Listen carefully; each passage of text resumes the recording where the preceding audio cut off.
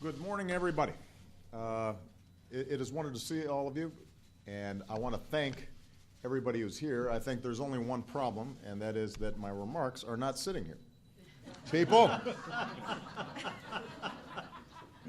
you know, things by Friday afternoon, things get a little challenged.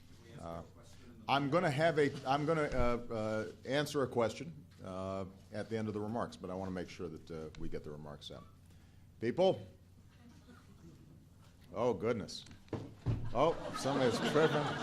I mean, don't fire. Folks are sweating back there right now. Well, good morning, everybody. This afternoon, I'm going to be in Southern California to meet with President Xi of China. But before I leave Northern California, I wanted to take a minute to address something that's happening with the Affordable Care Act in this state. I wanted to meet with a group of people who are doing some very important work on behalf of California's middle-class families. These leaders from California's government, the California Endowment, and major Spanish-language media outlets have joined together to help implement the Affordable Care Act here in California and to educate folks about how to sign up and shop for quality affordable plans. And their efforts have already shown some excellent results in the biggest insurance market in the country. There are two main things that Americans need to know when it comes to the Affordable Care Act and what it means for you. First of all, if you're one of the nearly 85% of Americans who already have insurance, either through Medicare or Medicaid or your employer, you don't have to do a thing. You've just got a wide array of new benefits, better protections, and stronger cost controls that you didn't have before, and that will, over time, improve the quality of the insurance that you've got. Benefits like free preventive care, checkups, flu shots, mammograms, and contraception. You are now going to be able to get those things through your insurance where they previously were not, didn't have to be provided. Protections like allowing people up to the age of 26 to stay on their parents' health care plans, which has already helped 6 million Americans, including 6 million young Latino Americans. Cost controls like requiring insurance companies to spend at least 80% of the money that you pay in premiums in your actual health care costs as opposed to administrative costs or CEO pay, not overhead, but that money has to be spent on you. And if they don't meet that target, they actually have to reimburse you. So in California, we're already getting reports that insurers are giving rebates to consumers and small business owners to the tune of $45 million this year. So already, we're seeing millions of dollars of rebates sent back to consumers by insurance companies as a consequence of this law. All of that is happening because of the Affordable Care Act. All of this is in place right now already for 85% of Americans who have health insurance. By the way, all of this is what the Republican Party has now voted 37 times to repeal, at least in the House of Representatives. And my suggestion to them has been, let's stop refighting the old battles and start working with people like the leaders who are on stage here today to make this law work the way it's supposed to. We're focused on moving forward and making sure that this law works for middle-class families. And that brings me to the second thing that people need to know about the Affordable Care Act. If you're one of nearly 6 million Californians or tens of millions of Americans who don't currently have health insurance, you'll soon be able to buy quality, affordable care just like everybody else. And here's how. States like California are setting up new online marketplaces where, beginning on October 1st of this year, you can comparison shop an array of private health insurance plans side by side, just like you were going online to compare cars or airline tickets. And that means insurance companies will actually have to compete with each other for your business. And that means new choices. See, right now, most states don't have a lot of competition. In nearly every state, more than half of all consumers are covered by only two insurers. So there's no incentive to provide you a lot of choices or to keep costs down. The Affordable Care Act changes that. Beginning next year, once these marketplaces are open, most states will offer new private insurance choices that don't exist today. And based on early reports, about 9 in 10 Americans expected to enroll in these marketplaces live in states where they'll be able to choose between 5 or more different insurers. So, for example, here in California, 33 insurers applied to join the marketplace. Covered California then selected 13 based on access, quality, and affordability, 4 of which are brand new to your individual market. So what's happening is, through the Affordable Care Act, we're creating these marketplaces with more competition, more choice, and so the question is, what happens to cost? Now, a lot of the opponents of the Affordable Care Act said, they had all kinds of skies falling, doom and gloom predictions that not only would the law fail, but what we'd also see is costs would skyrocket for everybody. Well, it turns out we're actually seeing that in the states that have committed themselves to implementing this law correctly, we're seeing some good news. Competition and choice are pushing down costs in the individual market, just like the law was designed to do. The 13 insurance companies that were chosen by Covered California have unveiled premiums that were lower than anybody expected.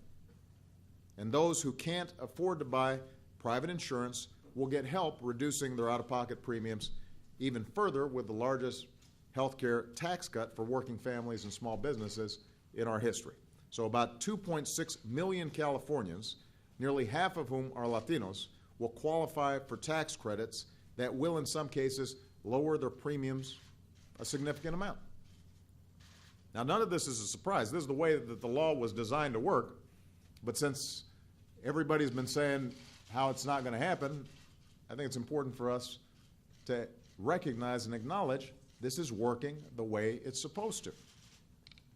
We've seen similar good news, by the way, not just here in California, but in Oregon and Washington. In states that are working hard to implement this law properly, we're seeing it work for people, for middle-class families, for consumers. Now, that's not to say that everything's going to go perfectly right away. Right? When you're implementing a program this large, there will be some glitches. There are going to be some hiccups. But no matter what, every single consumer will be covered by the new benefits and protections under this law permanently. So the bottom line is, you can listen to a bunch of political talk out there, negative ads and fear-mongering geared towards the next election. Or alternatively, you can actually look what's happening in states like California right now. And the fact of the matter is, through these exchanges, not only are the 85% of people who already have health insurance getting better protections and receiving rebates and being able to keep their kids on their health insurance until they're 26 and getting free preventive care, but if you don't have health insurance and you're trying to get it through the individual market and it's too expensive or it's too restricted, you now have these marketplaces where they're going to offer you a better deal because of choice and competition. And if even at those lower rates and better insurance that you're getting through these marketplaces, you still can't afford it, you're going to be getting tax cuts and tax credits through the Affordable Care Act that will help you afford it. And that's how we're going to make sure that millions of people who don't currently have health insurance or are getting a really bad deal on their health insurance are finally going to get it. Here's my final point. To take advantage of these marketplaces, folks are going to need to sign up. So you can find out how to sign up at healthcare.gov, or here in California, you can sign up at coveredca.com, coveredca.com, because quality care is not something that should be a privilege, it should be a right. In the greatest country on earth, we've got to make sure that every single person that needs health care can get it. And we've got to make sure that we do it in the most efficient way possible. One last point I'm going to make on this, because there are a lot of people who currently get health insurance through their employers, the 85% who are already out there, and they may be saying, well, if this law is so great, why is it that my premiums still went up? Well, part of what's happening across the country is in some cases, for example, employers may be shifting more costs through higher premiums or higher deductibles or higher copays. And so there may still be folks who are out there feeling increased costs, not because of the Affordable Care Act, but because those costs are being passed on to workers or insurance companies. In some cases, even with these laws in place, are still jacking up prices unnecessarily. So this doesn't solve the whole problem, but it moves us in the right direction. It's also the reason why we have to keep on implementing changes in how our healthcare system works to continually drive better efficiency, higher quality, lower cost. We're starting to see that. Healthcare cost inflation has gone up at the lowest rate over the last 3 years that we've seen in many, many years. So we're making progress in actually reducing overall healthcare costs while improving quality, but we're going to have to continue to push on that front as well. That's also part of what we're doing in the Affordable Care Act. All right? But the main message I want for Californians and people all across the country, starting on October 1st, if you're in the individual market, you can get a better deal. If you're a small business that's providing health insurance to your employees, you can get a better deal through these exchanges. You've got to sign up healthcare.gov or here in California, coveredca.com. All right? So thank you very much. I'm going to take one question, and then remember, people are going to have opportunities to also answer questions when I'm with the Chinese president today. So I don't want the whole day to just be a bleeding press conference, but I'm going to take Jackie Holmes' question. Mr. President, could you please react to the reports of secret government surveillance of phones and internets? And can you also assure Americans that the government, your government, doesn't have some massive secret database of all their personal online information and activities? Yeah. When I came into this office, I made two commitments that are more important than any commitment I make. Number one, to keep the American people safe, and number two, to uphold the Constitution. And that includes what I consider to be a constitutional right to privacy and an observance of civil liberties. Now, the programs that have been discussed over the last couple of days in the press are secret in the sense that they're classified, but they're not secret in the sense that when it comes to telephone calls, every member of Congress has been briefed on this program. With respect to all these programs, the relevant intelligence committees are fully briefed on these programs. These are programs that have been authorized by broad bipartisan majorities repeatedly since 2006. And so I think at the outset it's important to understand that your duly elected representatives have been consistently informed on exactly what we're doing. Now, let me take the two issues separately. When it comes to telephone calls, nobody is listening to your telephone calls. That's not what this program's about. As was indicated, what the intelligence community is doing is looking at phone numbers and durations of calls. They are not looking at people's names, and they're not looking at content. But by sifting through this so-called metadata, they may identify potential leads with respect to folks who might engage in terrorism. If these folks, if the intelligence community then actually wants to listen to a phone call, they've got to go back to a federal judge, just like they would in a criminal investigation. So I want to be very clear. Some of the hype that we've been hearing over the last day or so, nobody's listening to the content of people's phone calls. This program, by the way, is fully overseen not just by Congress, but by the FISA court, a court specially put together to evaluate classified programs to make sure that the executive branch or government generally is not abusing them and that it's being carried out consistent with the Constitution and rule of law. And so not only does that court authorize the initial gathering of data, but I want to repeat, if anybody in government wanted to go further than just that top-line data and wanted to, for example, listen to Jackie Combs' phone call, they'd have to go back to a federal judge and indicate why, in fact, they were doing further probing. Now, with respect to the internet and emails, this does not apply to U.S. citizens, and it does not apply to people living in the United States. And again, in this instance, not only is Congress fully apprised of it, but what is also true is that the FISA court has to authorize it. So, in summary, what you've got is two programs that were originally authorized by Congress, have been repeatedly authorized by Congress, bipartisan majorities have approved them. Congress is continually briefed on how these are conducted. There are a whole range of safeguards involved, and federal judges are overseeing the entire program throughout. We've also set up an audit process when I came into office to make sure that we're, after the fact, making absolutely certain that all the safeguards are being properly observed. Now, having said all that, you'll remember when I made that speech a couple of weeks ago about the need for us to shift out of a perpetual war mindset.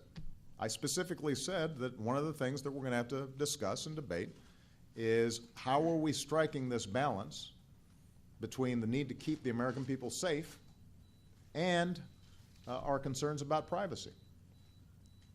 Because there are some trade-offs involved. Now, I welcome this debate, and I think it's healthy for our democracy. I think it's a sign of maturity, because probably 5 years ago, 6 years ago, we might not have been having this debate. And I think it's interesting that there's some folks on the left, but also some folks on the right who are now worried about it, who weren't very worried about it when it was a Republican president. I think that's good that we're having this discussion. But I think it's important for everybody to understand, and I think the American people understand, that there are some trade-offs involved. You know, I came in with a healthy skepticism about these programs. My team evaluated them. We scrubbed them thoroughly. We actually expanded some of the oversight, increased some of the safeguards. But my assessment and my team's assessment was that they help us prevent terrorist attacks. And the modest encroachments on privacy that are involved in getting phone numbers or duration without a name attached and not looking at content, that on net, it was worth us doing. That's, some other folks may have a different assessment of that. But I think it's important to recognize that you can't have 100% security and also then have 100% privacy and zero inconvenience.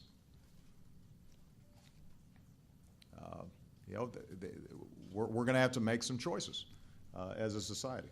And what I can say is that in evaluating these programs, they make a difference in our capacity to anticipate and prevent possible terrorist activity. And the fact that they're under very strict supervision by all three branches of government and that they do not involve listening to people's phone calls, do not involve reading the emails of U.S. citizens or U.S. residents, absent further action by a federal court that is entirely consistent with what we would do, for example, in a criminal investigation. I think on balance, we have established a process and a procedure that the American people should feel comfortable about. But again, these programs are subject to congressional oversight and congressional reauthorization and congressional debate. And if there are members of Congress who feel differently, then they should speak up, and we're happy to have that debate. Okay? All right, and we'll have a chance to talk further during the course of the next couple of days. Thank you, guys. Thank you.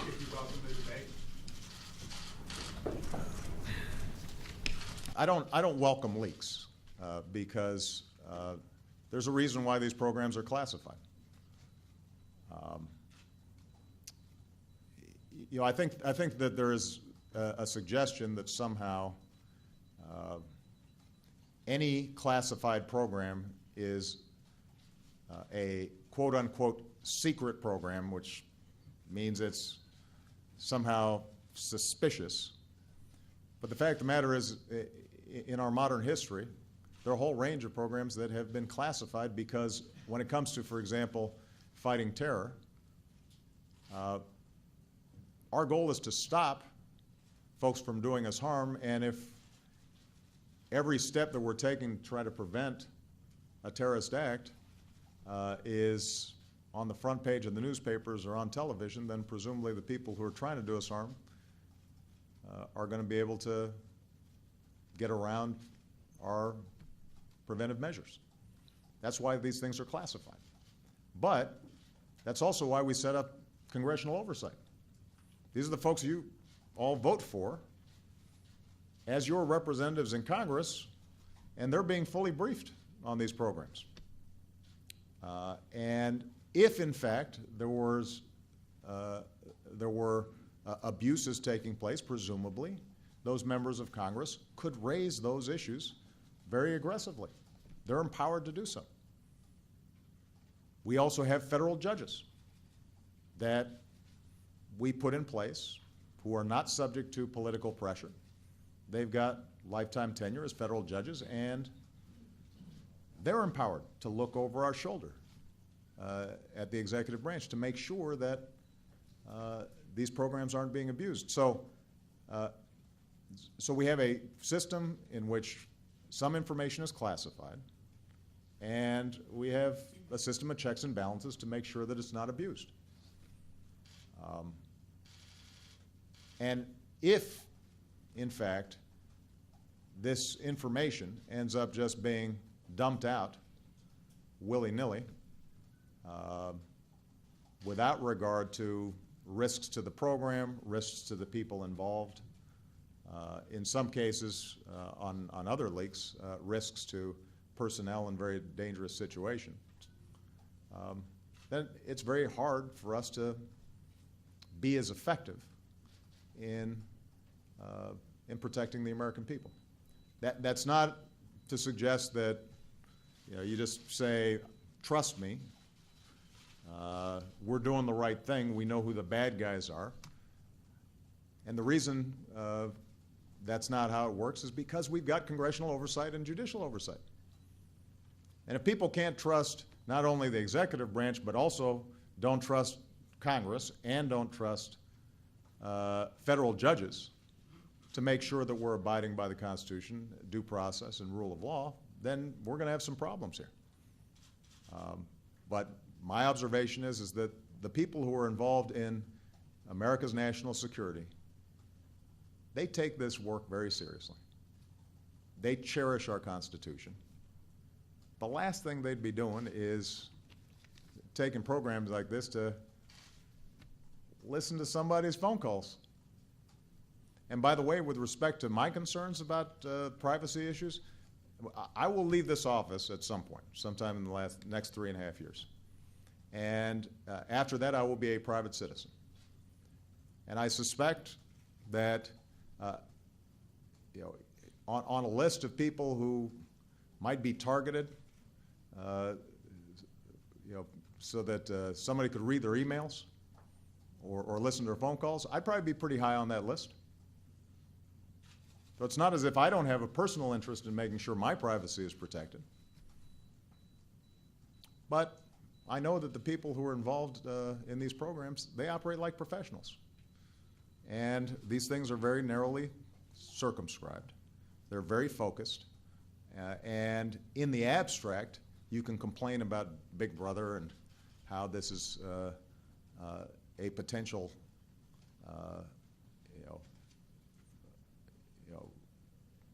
program run amok.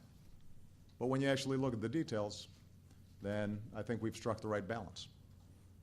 All right? Thank you very much, guys. That's it.